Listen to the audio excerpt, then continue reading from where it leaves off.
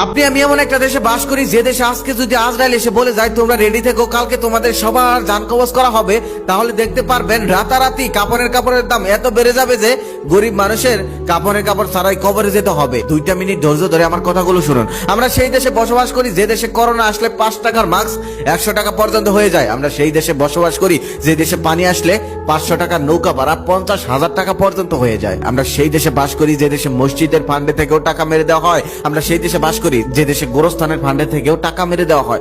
আমি এই কথাগুলো বানিয়ে বলছি না, সে অনেক বছর আগের কথা, তখন আমি ছোট। মসজিদ কমিটির সভাপতির সাথে আর গোরস্থান কমিটির সভাপতির সাথে ঝগড়া লাগছে।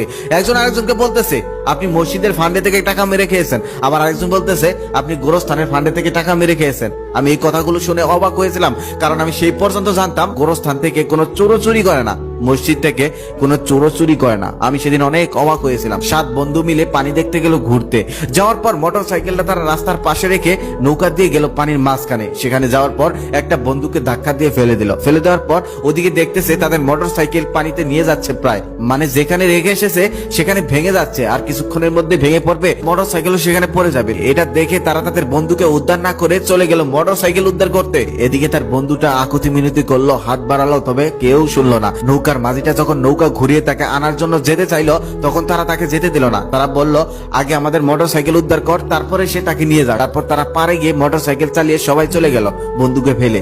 বন্ধুটা মারা গেল। 3 দিন পর তার লাশ উদ্ধার হয়েছে। একটা মানুষের থেকে মোটর সাইকেলের মূল্য অনেক বেশি, তাই না? তাই তো আমরা বাঙালি, আমাদের কাছে এমনটা হতে পারে।